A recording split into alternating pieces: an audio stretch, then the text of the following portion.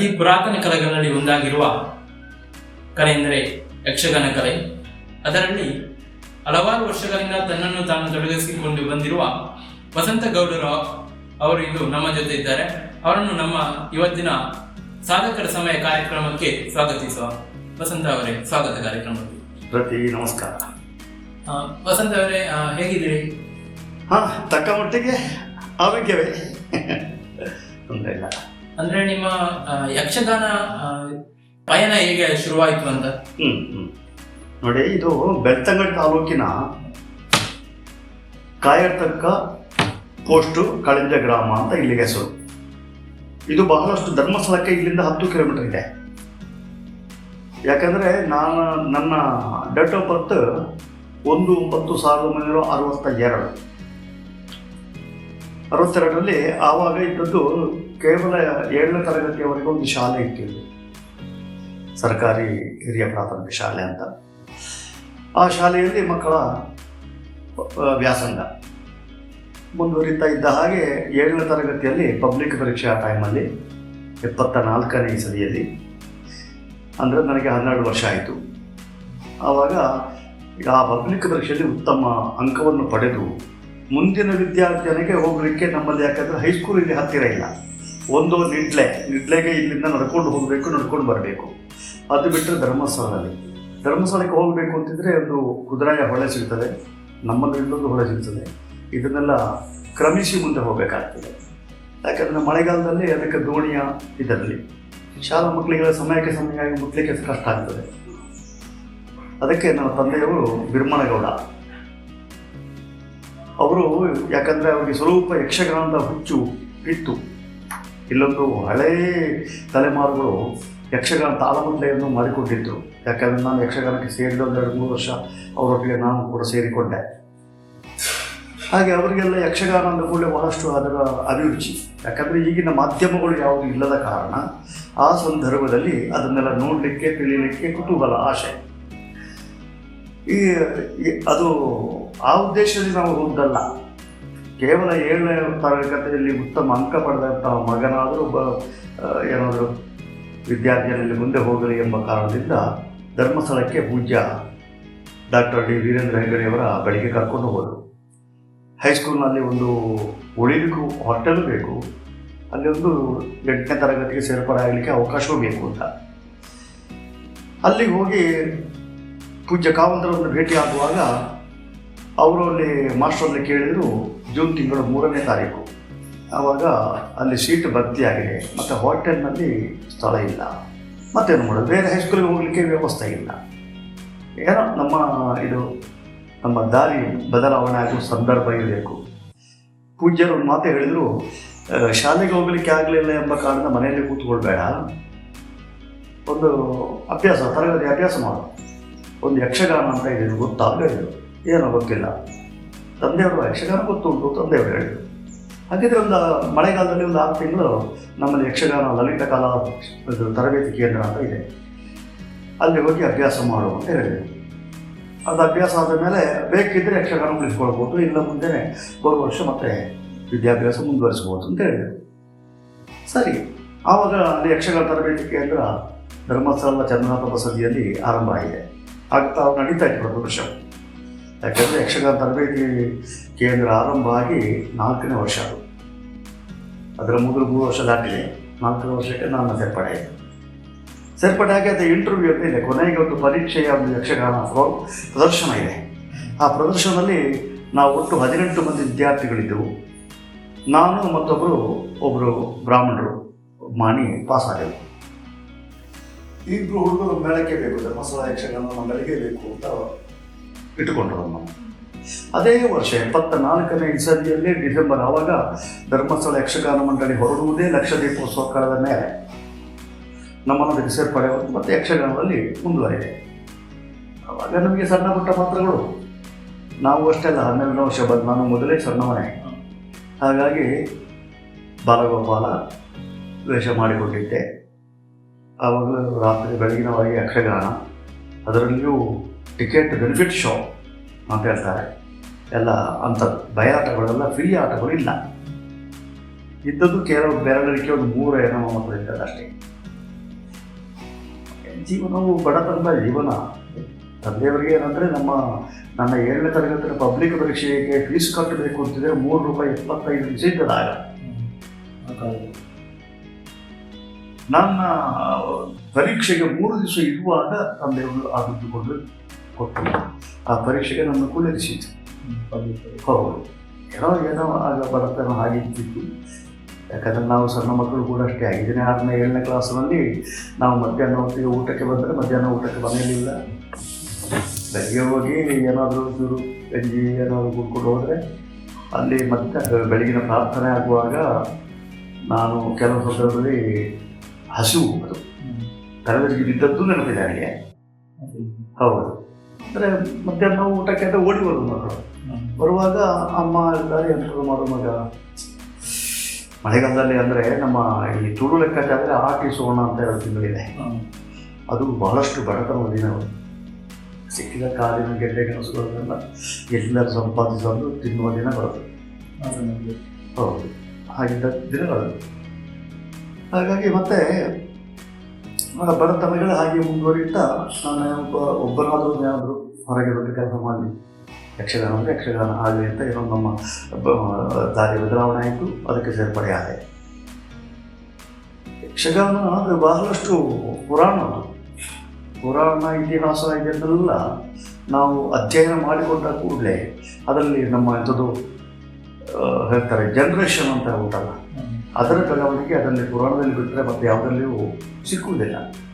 ಅದರಲ್ಲಿ ಪುರಾಣ ಮಾತುಗಳನ್ನು ಯಾವುದನ್ನು ಮಾಡಿದ್ರೆ ಯಾರನ್ನು ಯಾವ ರೀತಿ ಗೌರವಿಸಬೇಕು, ಎಲ್ಲಿ ಹೇಗಿರಬೇಕು, ಇಂಥದ್ದೆಲ್ಲ ನಮಗೆ ಪಾಠರೂಪವಾಗಿ ಒದಗಿ ಬರ್ತದೆ. ಅದನ್ನು ನಾವು ಮೂಲತಃ ಅಧ್ಯಯನ ಮಾಡಿಕೊಳ್ತೇವೆ.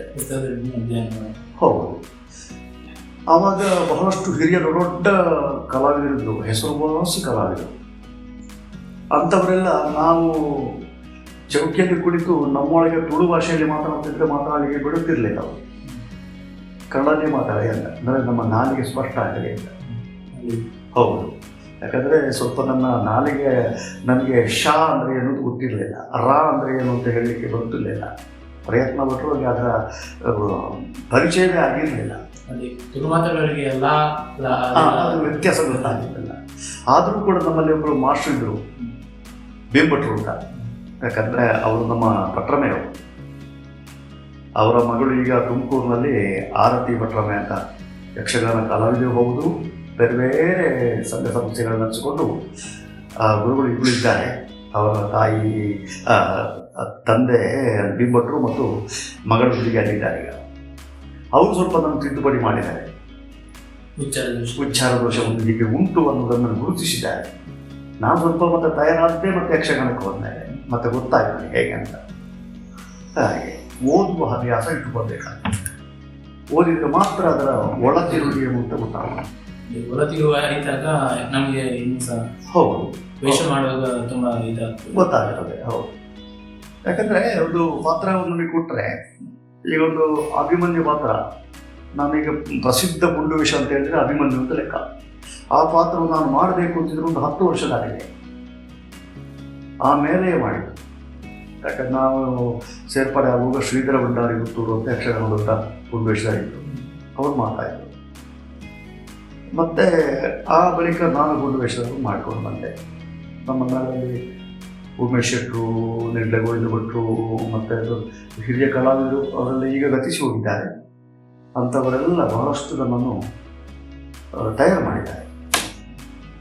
ನೀವೀಗ ಯಕ್ಷಗಾನ ಅಂದರೆ ನೀವು ಪಬ್ಲಿಕ್ ಪರೀಕ್ಷೆ ಬರೆಯುವಾಗ ಉತ್ತಮ ಅಂಕವನ್ನು ಗಳಿಸಿದ್ರಿ. ಅಂದರೆ ಹಿಂದಿನ ಕಾಲದ ಪೋಷಕರಿಗೆ ಹೇಗೆ ಅಂದರೆ ತನ್ನ ಮಕ್ಕಳನ್ನ ಓದಿಸಿ ದೊಡ್ಡ ಕೆಲಸ ಅವರಿಗೆ ಸಿಗ್ಬೇಕಂತ ಆಸೆ. ಅಂಥದ್ರಲ್ಲಿ ನಿಮ್ಮನ್ನು ಯಕ್ಷಗಾನಕ್ಕೆ ಸೇರಿಸಿ ಅವರ ಯಕ್ಷಗಾನಕ್ಕೆ ನಿಮ್ಮ ಫ್ಯಾಮಿಲಿಯವರ ಸಪೋರ್ಟ್ ಹೇಗಿತ್ತು ಅಂತ ಆ ಕಾಲದಲ್ಲಿ? ಅದು ನಿಜವಾಗಿ ನಾನು ಯಕ್ಷಗಾನಕ್ಕೆ ಸೇರ್ಪಡೆ ಮಾಡಬೇಕು ಅಂತ ಇರಲಿಲ್ಲ. ಯಾಕಂದರೆ ನಮ್ಮ ತಂದೆಯವರಿಗೆ ಅದೇ ನಾನು ಮೊದಲಾಗಿ ಹೇಳಿದ ಹಾಗೆ ಪಬ್ಲಿಕ್ ಪರೀಕ್ಷೆಯ ಫೀಸುಗಳನ್ನು ಕಟ್ಟುವುದಕ್ಕೆ ₹3.75 ನನ್ನ ತಂದೆಯವರ ಕಷ್ಟ ಆಗಿದೆ. ಅಂದರೆ ಅಷ್ಟು ಬಡತನ ಇರುವ ಕಾರಣ ಮುಂದಿನ ವ್ಯಾಸಂಗ ಧರ್ಮಸ್ಥಳದಲ್ಲಿ ಫ್ರೀಯಾಗಿ ಹೋಗುತ್ತದೆ, ಹಾಸ್ಟೆಲ್ ಫ್ರೀಯಾಗಿ ಹೋಗ್ತದೆ.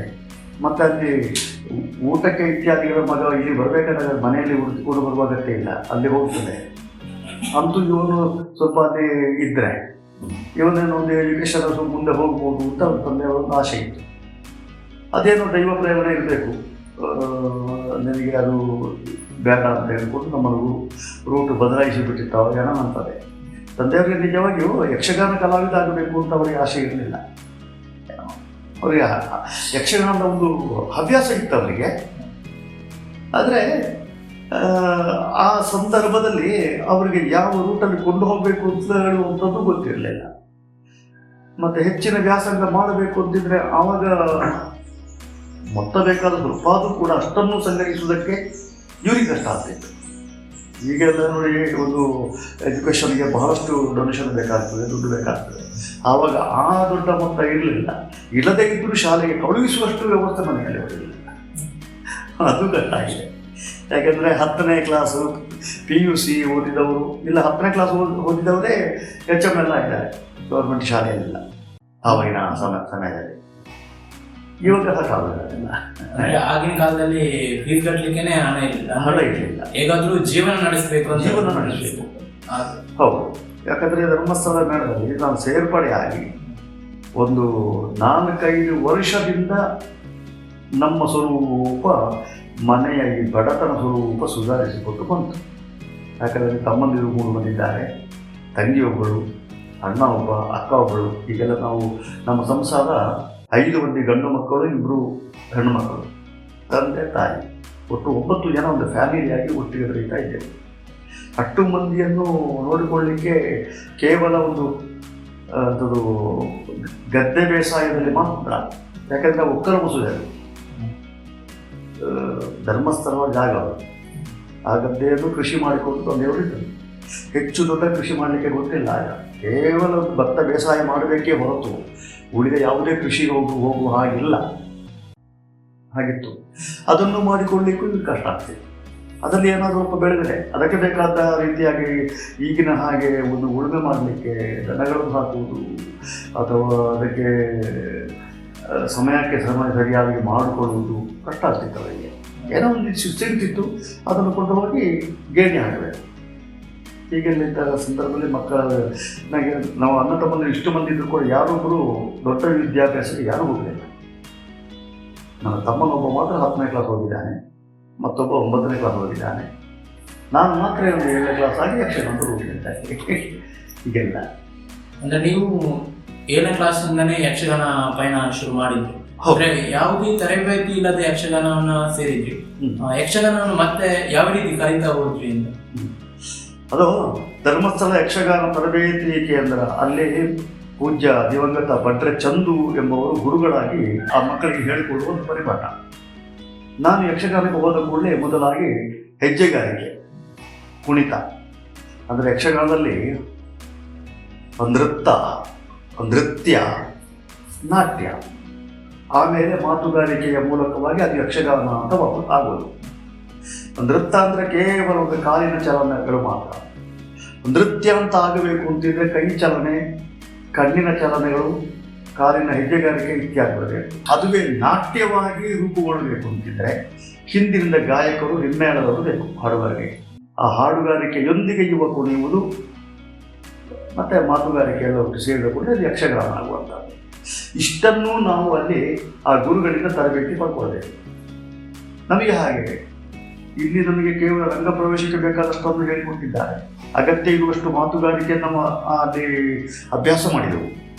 ಆ ಬಳಿಕ ಅಲ್ಲಿ ಹೋದ ಕೂಡ ದೊಡ್ಡ ದೊಡ್ಡ ಕಲಾವಿದರು ಅವರೊಂದಿಗೆ ಹೋಗುವ ವೇಷಗಳನ್ನು ಅವರೇ ಕರೆದು, ನಿನ್ನ ಪಾತ್ರ ಇವತ್ತು ಇಂಥದ್ದು, ನನ್ನಲ್ಲಿ ಬರಲಿಕ್ಕದ್ದು, ಸಂಭಾಷಣೆ ಹೀಗೆಲ್ಲ ಉಂಟು ಅಂತೆಲ್ಲ ಹೇಳ್ತಿದ್ರು. ನಾವು ಅದನ್ನು ಬರೆದು ಪುಸ್ತಕದಲ್ಲಿ ಬರೆದು ಅದನ್ನು ಓದಿ, ರಾತ್ರಿ ಹಗಲು ಓದಿ 1-2 ಸಲ ತಪ್ಪಿ, 1-2 ಸಲ ಅವರ ಕೈಗೆ ಏಟು ತಿಂದು ಹೀಗೆಲ್ಲ ಹಾಕಿಕೊಂಡು ಅಭ್ಯಾಸ ಆಯಿತು. ಮತ್ತು ಇದೇ 1 ವರ್ಷ ಹೋದ ಹಾಗೆ ಬೆಳವಣಿಗೆ ಆಗ್ತಾ ಇದ್ದಾರೆ, ಪ್ರತಿಯೊಂದು ನೋಡ್ತಾ ಇದ್ದ ಹಾಗೆ ನಮಗೆ ಮತ್ತೆ ಇಂಥದ್ದನ್ನು ಮಾಡಬೇಕು ಅಂತ ಆಸೆ ಬಂತು. ಅಷ್ಟೊತ್ತಿಗೆ ನಾವು ತಯಾರಾಗಬೇಕಾಗ್ತದೆ. ನಮ್ಮ ಕಡಬ ಮಂಜುವಾಗುವುದು ಅಂತ ಇದ್ದರು. ಅವರು ನಾನು ಮೇಳಕ್ಕೆ ಸೇರಿದ 5ನೇ ವರ್ಷದಲ್ಲಿ ಹೇಳಿದ್ದಾರೆ, ವಸಂತ ನೀನು ಸರಿ ಎಲ್ಲ ಪಾತ್ರಗಳು ನೋಡ್ತಾ ಇರಬೇಕು, ಅಭ್ಯಾಸ ಮಾಡ್ತಾ ಇರಬೇಕು. ನಿನ್ನೊಂದು 5-6 ವರ್ಷದಲ್ಲಿ ನಿನ್ನ ಫುಲ್ ವೇಷಕ್ಕೆ ದಾರಿಗೆ ನಾನು ಕೂತ್ಕೊಳಿಸ್ತೇನೆ, ನಿನ್ನ ತಯಾರು ಮಾಡ್ತೇನೆ ಅಂತ ಈ ರೀತಿಯಾಗಿ ನನಗೆ ಸ್ವಲ್ಪ ಪ್ರೋತ್ಸಾಹ ಕೊಡ್ತಿದ್ರು. ಅದೆಲ್ಲ ನನಗೆ ಭಾರಿ ಖುಷಿಯಾಯಿತು. ಮತ್ತು ಹೋದಲ್ಲಿ ಒಳ್ಳೊಳ್ಳೆ ರೀತಿಯಾಗಿ ನಾನು ಬರೀ ಸಣ್ಣವಳು ಇದ್ದ ಕಾರಣ ಆವಾಗ ತಲೆ ಜುಟ್ಟಿತ್ತು ಕೂದಲು. ಆವಾಗ ಈಗಿನ ಹಾಗೆ ವಿಗ್ಗೆಲ್ಲ ಇಲ್ಲ. ಈಗ ಯಕ್ಷಗಾನ ಕಲಾವಿದರನ್ನು ಅಷ್ಟು ಪಕ್ಕನೆ ಗುರುತಿಸುವುದಕ್ಕೆ ಕಷ್ಟ. ಆವಾಗ ತಲೆ ಕೂದಲು ಫುಲ್ಲು ಸೂಡಿ ಹಾಕಿ ಕಟ್ಟಿಕೊಳ್ಳುವವರಿದ್ದರೆ ಅವ ಯಕ್ಷಗಾನ ಅಂತ ಗೊತ್ತಾಗ್ತದೆ. ಹಾಗೆ ಈಗ ಅಂದರೆ ಎಷ್ಟು ವರ್ಷದಿಂದ ವೇಷಗಳನ್ನ ಹಾಕಿದ್ದೀರಿ ಅಂತ? ಅದೇ 74ನೇ ಇಸವಿಯಲ್ಲಿ ನಾನು ಸೇರ್ಪಡೆ ಆದರೆ ಆವಾಗ ಸಣ್ಣ ಪುಟ್ಟ ಅದು ವೇಷಗಳೇ, ಬೇರೆ ಬೇರೆ ಪಾತ್ರಗಳನ್ನು ಮಾಡ್ತಾಯಿದ್ದೆವು. ಆಗ ಸಣ್ಣ ಪುಟ್ಟ ಅಂದರೆ ಹೆಚ್ಚು ಮಾತಾಡಲಿಕ್ಕೆಲ್ಲ, ಹೆಚ್ಚು ಕೆಲಸ ಮಾಡಲಿಕ್ಕೆಲ್ಲ, ಒಂದು ಗಳಿಗೆ ರಂಗಕ್ಕೆ ಹೋಗುದು, ಒಂದು ಪದ್ಯಕ್ಕೆ ಕೂಡಿದ್ದು ತಗೊಳ್ಳಿ ಬರುವುದು, ಇಂಥದ್ದೆಲ್ಲ ಇತ್ತು. ಅದೇ ಒಂದು 2 ವರ್ಷ ಹೋದ 3 ವರ್ಷ ಹೋದ್ಮೇಲೆ ಮತ್ತೆ ಅದರಲ್ಲಿ ಸ್ವಲ್ಪ ಬದಲಾವಣೆ ಆಯಿತು. ಆ ಸಣ್ಣ ಪುಟ್ಟ ವೇಷಗಳಿಂದ ಸ್ವಲ್ಪ ಪ್ರಸಂಗಕ್ಕೆ ಬರುವ ಪಾತ್ರಗಳು, ಅಂದರೆ ಈಗ ಪೂತನಿಯ ವಧೆ ಮಾಡುವ ಕೃಷ್ಣ ಬೇಕು, ಸಣ್ಣ ಪಾತ್ರ, ಅಥವಾ ಒಂದು ಗಿರಿಜಾ ಕಲ್ಯಾಣದಲ್ಲಿ ಕುಮಾರ, ಅದೊಂದು ಸಣ್ಣ ಪಾತ್ರ. ಹೌದು. ಮತ್ತು ಪ್ರಹ್ಲಾದ ಇತ್ಯಾದೆಲ್ಲ ಸಣ್ಣ ಸಣ್ಣ ಪಾತ್ರಗಳು. ಅಂಥದ್ದನ್ನೆಲ್ಲ ನನಗೆ ಅದು ಅಭ್ಯಾಸ ಆಯಿತು. ಅದನ್ನು ಮಾಡ್ತಾ ಇದ್ದೆ. ಅದು ಮಾಡ್ತಾ ಇದ್ದ ಹಾಗೆ ಮತ್ತು ಮುಖ್ಯ ಸನ್ನಿವೇಶವನ್ನು ಮಾಡಿದೆ, ಪೀಠಿಕೆ ಸನ್ನಿವೇಶಗಳನ್ನು ಮಾಡಿದೆ. ಇದೇ ಹೋಗುತ್ತಾ ಆಮೇಲೆ ಅದರಲ್ಲಿ ಸ್ವಲ್ಪ ಪ್ರೌಢ ಪಾತ್ರಗಳು. ಕೃಷ್ಣ ಅಂದರೆ ಲೀಲೆ ಕೃಷ್ಣ ಬೇರೆ, ಈ ಸಣ್ಣ ಕೃಷ್ಣ, ಉತ್ತಮವಾದ ಕೃಷ್ಣ ಬರೀ ಸಣ್ಣ ಮಗು, ಹೆಚ್ಚು ಮಾತಾಡಲಿಕ್ಕೆ ಒಂದೊಂದು ಸೆಂಟೆನ್ಸಲ್ಲಿ ಮಾತಾಡಬೇಕು. ಲೀಲೆ ಕೃಷ್ಣ ಅಂತ ಸ್ವಲ್ಪ ಜವಾಬ್ದಾರಿ ಬಂತು ಪಾತ್ರಕ್ಕೆ. ಆ ಸಂದರ್ಭವನ್ನು ಕೊಂಡು ಹೋಗುವ ಜವಾಬ್ದಾರಿ ಕೃಷ್ಣನು. ಜೊತೆಯಲ್ಲಿ ಬೇರೆ ಬೇರೆ ರೀತಿಯ ಸಂಭಾಷಣೆಗಳು ಒಂದಕ್ಕೊಂದು ಮೋಣಿಸಿ ಬರ್ತದೆ, ಅಂಥದ್ದೆಲ್ಲ ಅಭ್ಯಾಸ ಮಾಡಬೇಕು.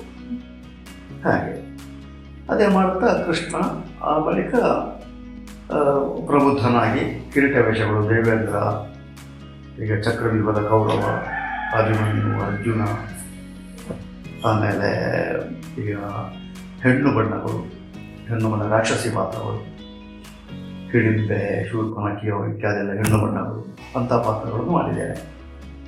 ಮತ್ತು ಕಿರೀಟ ವೇಷಗಳು, ದೇವೇಂದ್ರ ಇತ್ಯಾದೆಲ್ಲ ಮಾಡಲಿಕ್ಕೆ ಅಷ್ಟು ಸುಲಭ ಇಲ್ಲ. ಪೀಠಿಗೆ ವೇಷವು ಹೋಗುವುದು ಮಧ್ಯದಲ್ಲಿ ಬರುವ ಪ್ರಸಂಗದಲ್ಲಿ ಬರುವ ದೇವೇಂದ್ರನಿಗೂ ವ್ಯತ್ಯಾಸ ಇದೆ. ಕಿರೀಟ ವೇಷಗಳು, ಋಷಿ ಪಾತ್ರಗಳು. ಈಗ ಸ್ವಲ್ಪ ಏನಂದರೆ, ಈಗ ನಮ್ಮದು 62ನೇ ಇಸವಿಯಿಂದ ಇದು ವರ್ಷ ನಡೀತಾ ಇರೋದು. ಈ ಸಂದರ್ಭದಲ್ಲಿ ನನಗೆ ಸ್ವಲ್ಪ ದೈಹಿಕವಾಗಿ ಸ್ವಲ್ಪ ಕೈಕಾಲುಗಳೆಲ್ಲ ರಂಗದಲ್ಲಿ ಬೇಕಾದಾಗಿ ಕೇಳುವುದಿಲ್ಲ. ಒಂದು ಸಣ್ಣ ಪುಟ್ಟ ಎಫೆಕ್ಟ್ ಎಲ್ಲ ಆಯಿತು ಕಾಲಿಗೆಲ್ಲ. ಹಾಗಾಗಿ ನಮ್ಮ ಮೊದಲಿನ ಆ ಕೆಲಸಗಳನ್ನು ಎಣಿಸುವಾಗ ಈಗ ನಮಗೆ ಮನಸ್ಸೊಳಗೆ ನಾವು ಇಷ್ಟು ಬೇಗ ಕಂಗಾರಾದೇವಲ್ಲ ಅಂತ ಬೇಸರ ಆಗ್ತದೆ. ಹಾಗೆ ನೀವೀಗ ವೇಷಗಳನ್ನ ಮಾಡುವಾಗ ಯಾವುದಾದ್ರೂ ಕಷ್ಟದ ಸಂದರ್ಭವನ್ನು ಎದುರಿಸಿದ್ದೀರಾ? ಬಣ್ಣ ಹಚ್ಚಿ ರಂಗದಲ್ಲಿ ಹೋಗುವಾಗ ಆಯಾಸ ಆಗೋದು ವಿಪರೀತ. ಅಂದರೆ ಓವರ್ ಕೆಲಸ ಮಾಡೋದು, ರಂಗದಲ್ಲಿ ಓವರ್ ಕೆಲಸ ಮಾಡುವಾಗ. ಯಾಕಂದರೆ ಒಂದು ಸಲ ನನ್ನ ಅಭಿಮನ್ಯು ಹಾಗೆ ಆಗಿದೆ. ನಾನು 1-2 ದಿವಸ ಜ್ವರದಲ್ಲಿದ್ದೆ. ಹೋದ ದಿವಸವೇ ಪ್ರಸಂಗ ಸಂಪೂರ್ಣ ಕುರುಕ್ಷೇತ್ರ, ಅಭಿಮನ್ಯು ನಂದೇ ಆಗಬೇಕು ಮಾಡಿದೆ. ಹೋಗಿತ್ತು.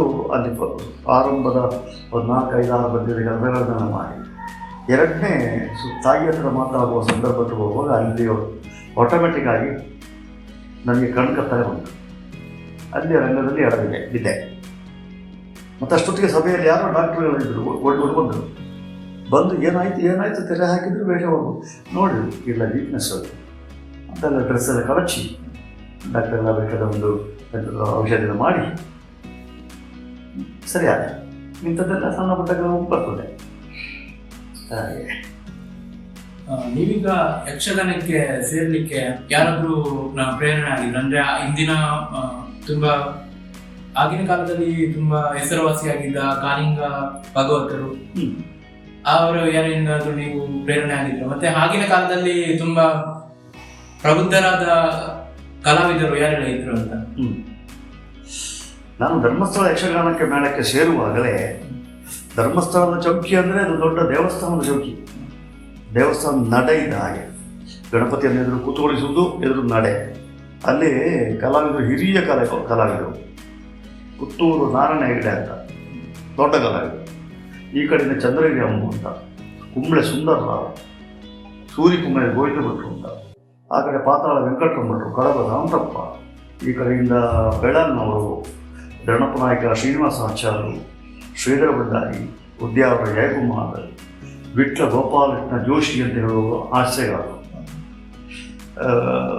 ಮತ್ತು ನನಗೆ ಸ್ವಲ್ಪ ತಯಾರಾಗಲಿಕ್ಕೆ ನನಗಿಂತ ಸ್ವಲ್ಪ ಪ್ರೌಢರಾಗಿರುವಂತಹ ಉಗಾಡಕ ಉಮೇಶ್ ಶೆಟ್ಟರು ಇವರೆಲ್ಲ ನಮ್ಮನ್ನು ಎಳ್ಕೊಂಡು ಹೀಗೆ ಹೋಗಬೇಕು ಹೀಗೆ ಹೋಗಬೇಕು ಅಂತ ನಮಗೆ ಬೇಕಾದ ರೀತಿಯಾಗಿ ಅವರೆಲ್ಲ ನಮ್ಮನ್ನು ತಯಾರು ಮಾಡಿದವರು. ಮತ್ತು ಭಾಗವತರು, ಈ ಕಾಳಿಂಗನವರು ಅಂತ ಅದು ಬಡಗಿನಲ್ಲಿ ಇದ್ದವರು. ಬಡಗುಂದ ಯಕ್ಷಗಾನ ತೆಂಕು, ಬಡಗು, ಬಡಗು ಬೇರೆ ಬೇರೆ ಇದೆ. ನಾವು ಈ ಕಡೆ ತೆಂಕಲಾಗಿನವರು, ಇತ್ಲಾಗೆ ನಮ್ಮ ದಕ್ಷಿಣ ಕನ್ನಡ ಜಿಲ್ಲೆಯಲ್ಲಿ ಇದು ತೆಂಕು ಅಂತ. ಉಡುಪಿ ಆ ಕಡೆಗೆ ಬಡಗು ಅಂತ ಹೇಳ್ತಾರೆ. ಬಡಗು ಅಂತ ಹೇಳಿದ್ರೆ ಉತ್ತರ ಕನ್ನಡದಲ್ಲಿ ಬಂತು. ಆ ಕಡೆಗೆ ನಮ್ಮ ಸಿರ್ಸಿ ಅಂತಗೆಲ್ಲ ಆ ಕಡೆ ಹೋಯಿತು. ಹೊನ್ನಾವರಿಂದ ಆಚೆಗೆ ಎಲ್ಲ ಅದು ಬಡಗು.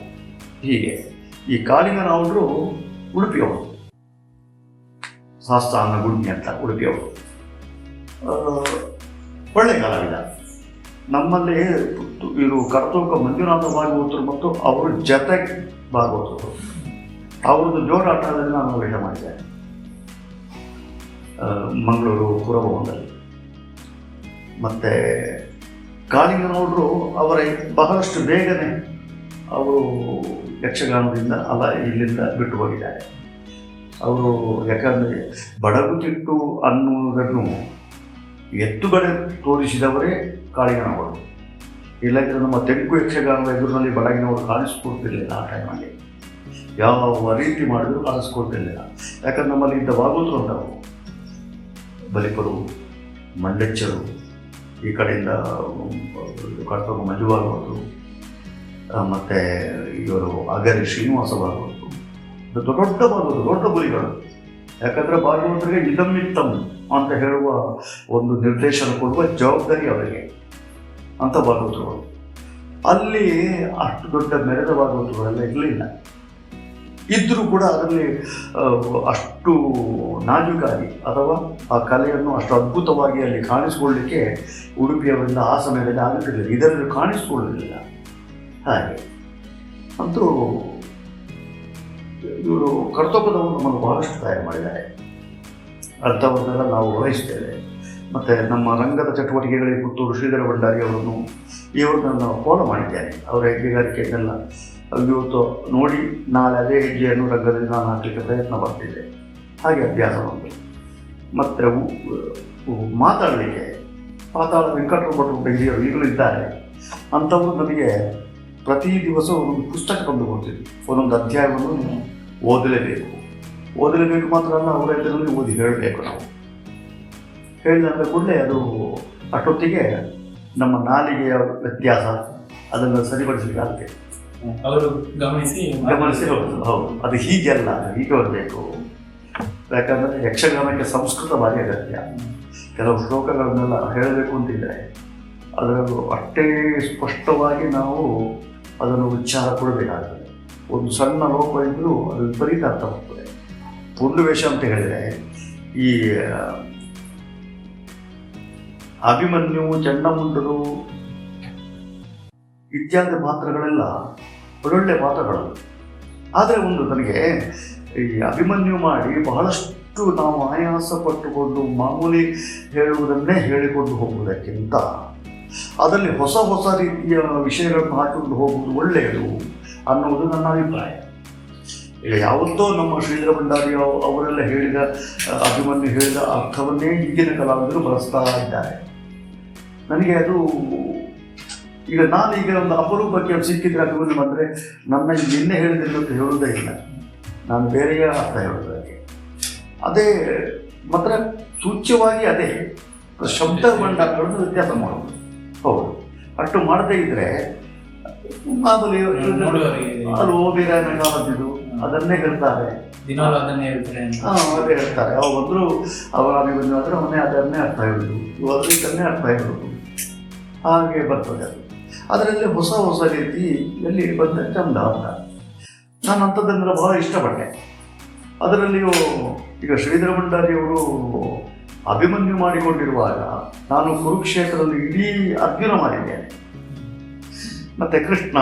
ಈಗ ಕೃಷ್ಣ ಅಂದರೆ ನಾನು ಈಗ ಸಣ್ಣ ಪುಟ್ಟ ಬಾಲಕೃಷ್ಣ ಎಲ್ಲ ಮಾಡುವುದಿಲ್ಲ. ಈಗ ಶ್ರೀಕೃಷ್ಣ ಪರಬ್ರಹ್ಮದ ಕೃಷ್ಣ, ಶ್ರೀಕೃಷ್ಣ ಅದರದ್ದು.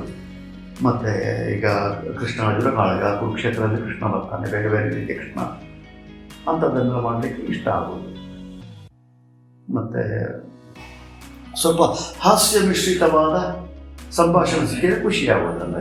ಹೌದು, ಯಾಕಂದರೆ ಜನ ಈಗ ಲೈಕ್ ಮಾಡು ಅಂತ ಹೇಳಿದರೆ ಕೇವಲ ಸಂಭಾಷಣೆಯನ್ನು ಯಾರೂ ಲೈಕ್ ಮಾಡುವುದಿಲ್ಲ. ಅದನ್ನು ಸ್ವಲ್ಪ ಜನರಿಗೆ ಕೊಡುವಾಗ ಮನ ಮುಟ್ಟುವ ಹಾಗೆ, ಅವರು ಸ್ವಲ್ಪ ನಗು ಭರಿಸುವ ಹಾಗೆ. ಅಂದರೆ ಭರಿಸುವ ಹಾಗೆ ಅಂದರೆ ನಮ್ಮ ಸಂಭಾಷಣೆ ಇರಬೇಕು, ಕೇವಲ ಅವರನ್ನು ನಗಿಸಬೇಕು ಎಂಬ ಕಾರಣ ಏನೋ ಹೇಳಬಾರದು.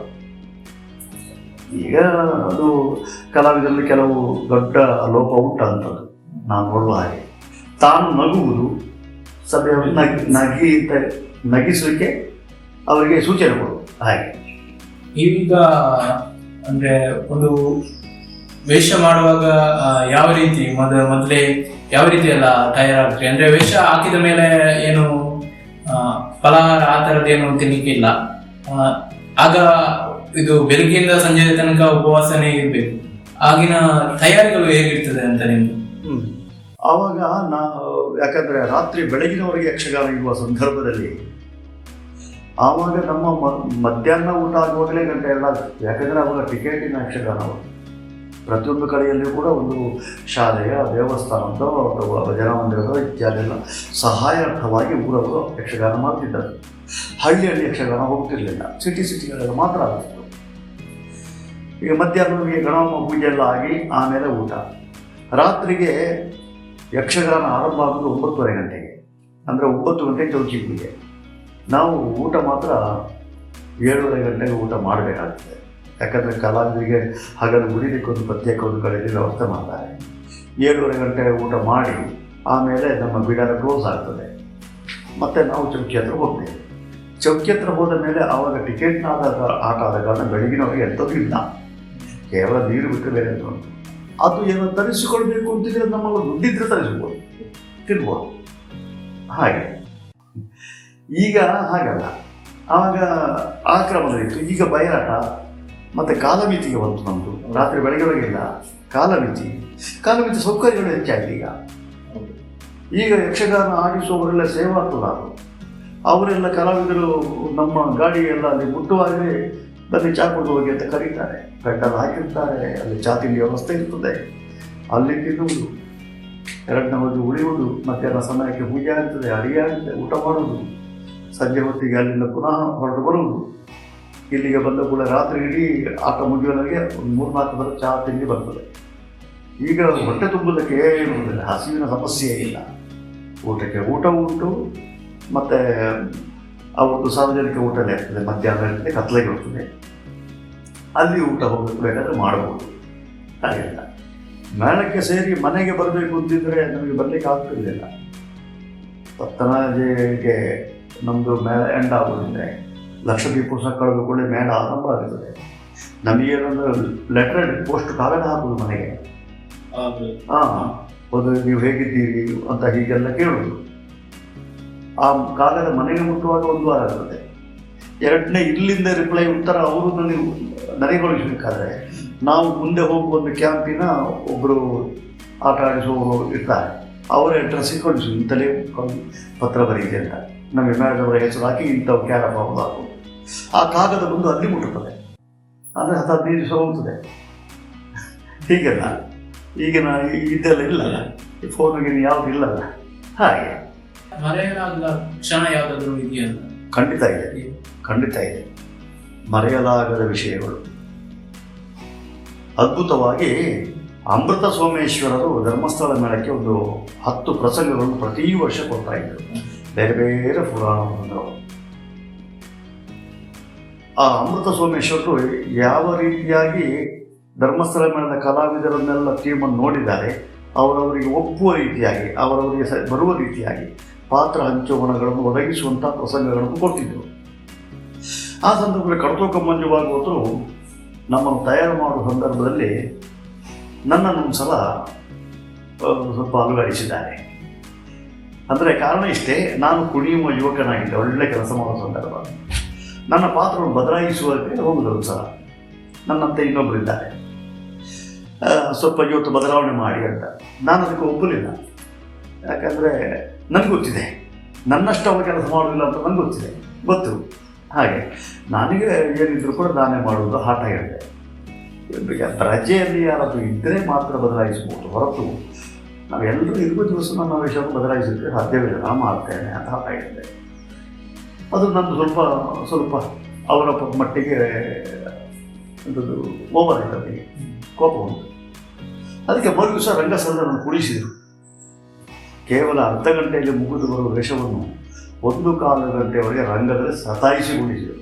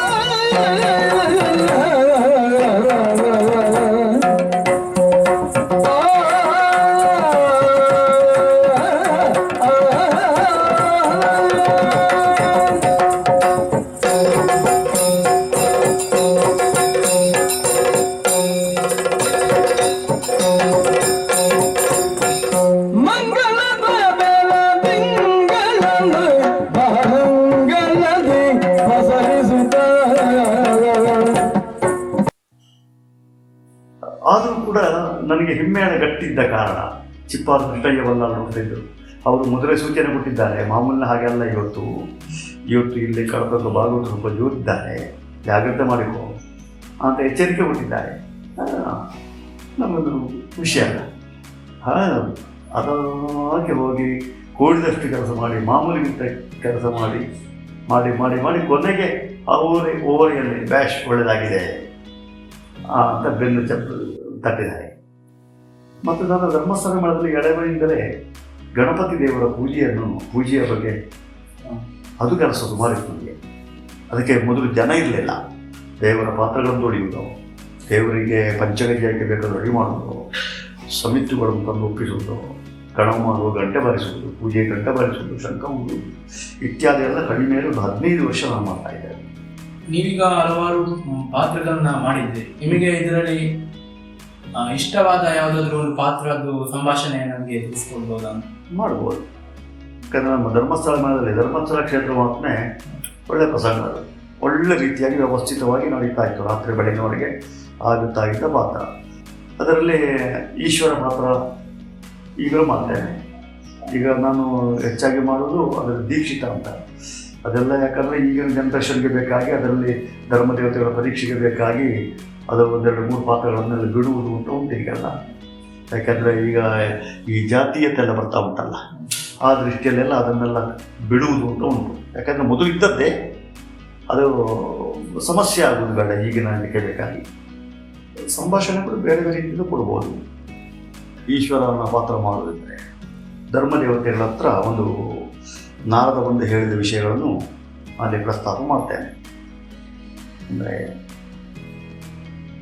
ಕೇಳಿದಿರಲ್ಲ, ಧರ್ಮದೇವತೆಗಳೆಲ್ಲ ತ್ರಿಲೋಕ ಸಂಚಾರಿಯಾಗಿರುವಂತಹ ನಾರದ ಅವನಾಡಿದ ಮಾತುಗಳನ್ನು ಕೇಳ್ತಾ ಇದ್ದ ಹಾಗೆ ಆ ಕಾರ್ಯ ಸಂಬಂಧವಾಗಿ ನಿಮ್ಮ ಅವಶ್ಯಕತೆ ಇದೆ ಎಂಬ ದೃಷ್ಟಿಯಿಂದ ನಿಮ್ಮನ್ನೆಲ್ಲ ಇಲ್ಲಿಗೆ ಬರಮಾಡಿಸಿಕೊಂಡಿದ್ದೇನೆ. ಯಾಕಂದರೆ ಇದು ಮುಂದೆ ಬರುವಂಥದ್ದೇ ಕಲಿಯುಗ. ಇತ್ತೀಚೆಗೆ ಅಂದ್ರೆ ಯಕ್ಷಗಾನ ನೋಡುವವರ ಸಂಖ್ಯೆ ಕಡಿಮೆ ಆಗ್ತಿದೆ. ಅಂದ್ರೆ ಇಂದಿನ ಕಾಲಕ್ಕೆ ಹೋಲಿಸಿದ್ರೆ, ಅಂದ್ರೆ ಇಂದಿನ ಕಾಲದಲ್ಲಿ ಬೇರೆ ಊರಿನಲ್ಲಿ ಯಕ್ಷಗಾನ ಇದ್ರೆ ಅಲ್ಲಿಗೆ ಹೋಗಿ ಯಕ್ಷಗಾನವನ್ನ ನೋಡ್ತಾ ಇದ್ರು. ಆದ್ರೆ ಈಗಿನ ಜನರು ಹೇಗಂದ್ರೆ ನಮ್ಮ ಊರಿನಲ್ಲಿ ಯಕ್ಷಗಾನ ಇದ್ರೆ ನೋಡುವವರ ಸಂಖ್ಯೆ ಕೂಡ ಕಡಿಮೆ. ಇದರ ಬಗ್ಗೆ ಯಕ್ಷಗಾನ ನಿಮ್ಮ ಅಭಿಪ್ರಾಯ ಏನು? ನಾನು ಹೇಳುವುದು ಯಕ್ಷಗಾನ ಪ್ರತಿಯೊಂದರಲ್ಲಿ ಲೈವ್ ಕೊಡಬಾರ್ದು ಅಂತ. ಮತ್ತು ಬೇರೆ ಯಾವುದೇ ಮಾಧ್ಯಮಗಳು ಮೊದಲು ಇರಲಿಲ್ಲ. ಒಂದು ಜಾತ್ರೆ, ವಾರ್ಷಿಕೋತ್ಸವ ಇತ್ಯಾದೆಲ್ಲ ಇದ್ದರೆ ಅಲ್ಲಿ ಮಾತ್ರ ಯಕ್ಷಗಾನ ಇದ್ದರೆ ನಿಲ್ತಾರೆ. ಧರ್ಮಸ್ಥಳದಲ್ಲಿ ಸೇವೆ ಆಟ 3 ದಿವಸ ಆಗುವಾಗ ಯಕ್ಷಗಾನ ನೋಡಲಿಕ್ಕೆ ಅಂತಲೇ ಇಲ್ಲಿ ನಮ್ಮ ಊರಿಂದಾಗಲಿ ಇಲ್ಲೆಲ್ಲ ಒಂದು ಟೀಮ್ ಮಾಡಿಕೊಂಡು ಬರ್ತಾಯಿದ್ರು. ಲಕ್ಷ ದೀಪೋತ್ಸವ ನೋಡಲಿಕ್ಕೆ ಒಂದು ಟೀಮ್ ಯಕ್ಷಗಾನ ಆಟೋದು 2 ಹೋಗ್ಕೊಂಡು ಅಂತ ಹೇಳಿಕೊಂಡು ಊರಿನ ಹೆಣ್ಮಕ್ಳು ಅವರೆಲ್ಲ ಒಂದು ಗುಂಪು ಕಟ್ಟಿಕೊಂಡು ಹೋಗ್ತಿದ್ರು 3 ದಿವಸ ಹಾಗೆ ಬರ್ತಿದ್ರು. ಈಗ ಯಕ್ಷಗಾನದಲ್ಲಿ ವಿಶೇಷವಾಗಿ ಕಾಫಿ ತಿಂಡಿ ಕೊಡ್ತಾರೆ, ಊಟ ಕೊಡ್ತಾರೆ, ಇಷ್ಟೆಲ್ಲ ಕೊಡ್ತಾರೆ, ಬನ್ನಿ ಅಂತ ಅವರಿಗೆ ಲೆಟರ್ ಮಾಡ್ತಾರೆ, ಮೊಬೈಲ್ನೆಲ್ಲ ಹಾಕ್ತಾರೆ. ಆದರೂ ಕೂಡ ಜನ ಬರುವುದಿಲ್ಲ. ಕಾರಣ ಏನು? ಕಾರಣಗಳು ಹಲವು ರೀತಿಯಲ್ಲಿ ಉಂಟು. ಒಂದೊಂದು ಮೊದಲಿನಷ್ಟು ತಾಳ್ಮೆ ಇಲ್ಲ, ಅಷ್ಟೊತ್ತು ಕೂತುಕೊಳ್ಳೋ ಸಮಯ ಇಲ್ಲ. ಅವರ ಕರೆಗೆ ಹೋಗೊಟ್ಟು ಒಂದ್ಸಲ ಮುಖ ತೋರಿಸಬೇಕು, ಮಾತಾಡಬೇಕು ಎಂಬುದರಿಂದ ಮಾತ್ರ ಬರ್ತಾರೆ, ನೋಡ್ತಾರೆ. ಯಕ್ಷಗಾನ ನೋಡಲಿಕ್ಕೆ ಅಂತ ಎದುರು ಕೂತುಕೊಂಡಿದ್ದವರು ಸೀದಾ ಅದನ್ನು ನೋಡ್ತಾರೆ ಅಂತ ಹೇಳಲಿಕ್ಕೆ ನೋಡುವವರು ಇದ್ದಾರೆ, ಇಲ್ಲಂತಲ್ಲ. ನೋಡುವವರಿಗಿಂತ ಹೆಚ್ಚು ಯಕ್ಷಗಾನ ಆಗ್ತಾ ಇದ್ದ ಹಾಗೆ ಇಲ್ಲಿ ಮೊಬೈಲ್ ಇಟ್ಟುಕೊಂಡು ಅದನ್ನು ನೋಡ್ತಾ ಸಂತೋಷಪಡುವವರು ಇರ್ತಾರೆ. ಅದರಲ್ಲೇ ಸಮಯ ಕಳೀತಾ ಇದ್ದಾರೆ. ಯಕ್ಷಗಾನ ಅನ್ನುವುದು ಯಾಕೆ ಬೇಕು, ಅದರಿಂದ ನಾವು ಬಂದು ಇಲ್ಲಿ ತಿಳಿಯಬೇಕಾದೇನೋ ಉಂಟೋ ಎಂಬುದು ಅವರ ಅರಿವಿನಲ್ಲಿ ಗಮನದಲ್ಲಿ ಇರುವುದಿಲ್ಲ. ಮೊದಲವರಿಗೆ ಹಾಗಲ್ಲ. ಯಕ್ಷಗಾನ ಇಂಥದ್ದು ಸಂದೇಶ ಕೊಟ್ಟಿದ್ದಾನೆ, ಕೊನೆಯವರೆಗೆ ಇಟ್ಟುಕೊಂಡು ಅದರ ಪೂರ್ಣ ಒಂದು ಪ್ರಸಂಗದ ಕಥೆಯನ್ನು ನೋಟೆಡ್ ಮಾಡಿಕೊಂಡು ಹೋಗ್ತೇವೆ. ಜನರಿಗೆ 10 ಹಲವು ರೀತಿಯ ಕಾರ್ಯದ ಉತ್ತರಗಳು, ಮತ್ತು ಅವರಿಗೆ ಯಾಕೆ ಇವತ್ತು ನಿದ್ದೆ ಬಿಟ್ಟರೆ ನಾಳೆಯ ಕೆಲಸಕ್ಕೆ ಸಮಸ್ಯೆ ಆಗ್ತದೆ, ಇದೆಲ್ಲ ಇದು ಸಹಜವಾಗಿ ಬರುವಂಥದ್ದು. ಮೊದಲಿನವರಿಗೆ ಬೇರೆ ಕೆಲಸವೂ ಇಲ್ಲ, ಹಾಗೆಲ್ಲ ಕಾರಣ ಅದನ್ನಾದರೂ ಅದು ಮಾಧ್ಯಮವಾಗಿ ಕಣ್ತುಂಬಿಸಿಕೊಳ್ಳುವ ಒಂದು ಮಾನಸಿಕ ಸಮಾಧಾನ ಬಂದುಕೊಳ್ಳುವ ಇರ್ತದೆ. ಈಗ ಅದಕ್ಕೆ ಬೇಕಾದಷ್ಟು ಸಂತೋಷ ಪಡಲಿಕ್ಕೆ ಒಂದು ಅರ್ಧ ಗಂಟೆ ಇದು ಟಿ ವಿ ಹಾಕ್ಕೊಂಡು ಕೂತ್ಕೊಳ್ಬೋದು, ಕೂತ್ಕೊಂಡಲ್ಲೇ ಮನಸ್ಸಿಗೆ ಸಮಾಧಾನ ಬೇಕಾಗಿ ಮೊಬೈಲ್ನ ನೋಡ್ಬೋದು, ಉಂಟಲ್ಲ ಹಾಗೆ. ಅಂತೂ ಈಗ ನಾನು ಹೇಳುವುದಾದರೆ ಯಕ್ಷಗಾನದ ಮೂಲ ಸ್ವರೂಪವನ್ನು ಬಿಟ್ಟು ಬಿಡದೆ ಈಗಿನ ಯುವ ಕಲಾವಿದರು ಅಷ್ಟೇ ಮೂಲ ಸ್ವರೂಪ ಅಂತ ಏನಿದೆಯೋ ಅದನ್ನು ಬಿಟ್ಟು ಬಿಡಲಿ. ಅದರಲ್ಲಿ ಹೊಸತನ ಬೇಕಾದರೂ ತನ್ನಿ, ಹೊಸ ನಾಟ್ಯಗಳು ಸೃಷ್ಟಿಯಾಗಲಿ ಬರಲಿ. ಅದೇ ರೀತಿಯಾಗಿ ಮಾತುಗಳು ಕೂಡ ಹೊಸತೇ ಸೃಷ್ಟಿಯಾಗಲಿ. ಅಂತೂ ಒಳ್ಳೆ ರೀತಿಯಾಗಿ ಈಗಿನ ಯುವ ಪೀಳಿಗೆಯವರು ಯಕ್ಷಗಾನವನ್ನು 4 ಜನ ನೋಡುವ ಹಾಗೆ, ಸಂತೋಷ ಪಡುವ ಹಾಗೆ ಈಗ ವಿತರಿಸುತ್ತಾ ಇದ್ದಾರೆ. ಅದರಲ್ಲಿ ಧಾರ್ಮಿಕ ಕಥೆಯನ್ನು ಚೆನ್ನಾಗಿ ಧಾರ್ಮಿಕ ರೀತಿಯಲ್ಲಿ ನೋಡುವ ಹಾಗೆ ಮಾಡಿದರೆ ಎಲ್ರಿಗೂ ಅದರ ಸಂತೋಷ ಆಗಲಿ ಅಲ್ವಾ? ನಿಮ್ಗೀಗ ಹೊರಗಿನಿಂದ ಮರಣಿಗೆ ಸನ್ಮಾನಗಳು ಏನಾದರೂ ಇದೆಯಾ? ಅಂಥದ್ದು ಹಲವು ಆಗಿದೆ. ಸುಮಾರು ವರ್ಷಗಳ ಮೊದಲು ಶಂಕರ್ ದಯಾಳ್ ಶರ್ಮಾ ರಾಷ್ಟ್ರಪತಿಗಳಾಗಿದ್ದರು. ಅವರದ್ದೇ ಪ್ರಥಮ. ಆಮೇಲೆ ಇಂದಿರಾ ಗಾಂಧಿ ಅವರ ಇದರಲ್ಲಿಯೂ ಅವರ ಪ್ರಧಾನಿಯಾಗಿದ್ದಾಗ ಆ ಸಂದರ್ಭದಲ್ಲಿ ಹೋಗಿದ್ದೇವೆ. ಪ್ರಶಸ್ತಿಗಳು ತುಂಬ ಸಿಕ್ಕಿದೆ ನೋಡಿ. ಇಲ್ಲಿದ್ದ ಹಾಗೆ ಹೈದರಾಬಾದಿನವರು ಮಾನಗಂಡ ಕೃಷ್ಣಮೂರ್ತಿ ಅವರಿಂದ ಪ್ರಶಸ್ತಿಗಳು, ರಂಗಸೌಧಾನಿ ಅಂತ ಕೊಟ್ಟವರು, ಆಮೇಲೆ ನಮ್ಮ ಇದು ಕೀರ್ತಿಶೇಷ ಆಸನವರ ರಮೇಶ್ ಮುಂಬೈಯಲ್ಲಿ ಅವರದ್ದು, ಮತ್ತು ನೋಡಿ ಅವರು ದುಬೈಯವರು ಸುವರ್ಣ ಪ್ರತಿಷ್ಠಾನ ಕರ್ನೇರೆ ಅಂತ ಅವರು ಅಮೆರಿಕದಲ್ಲಿದ್ದಾರೆ. ಅವರದ್ದು ಒಂದು ಪ್ರಶಸ್ತಿಗಳು.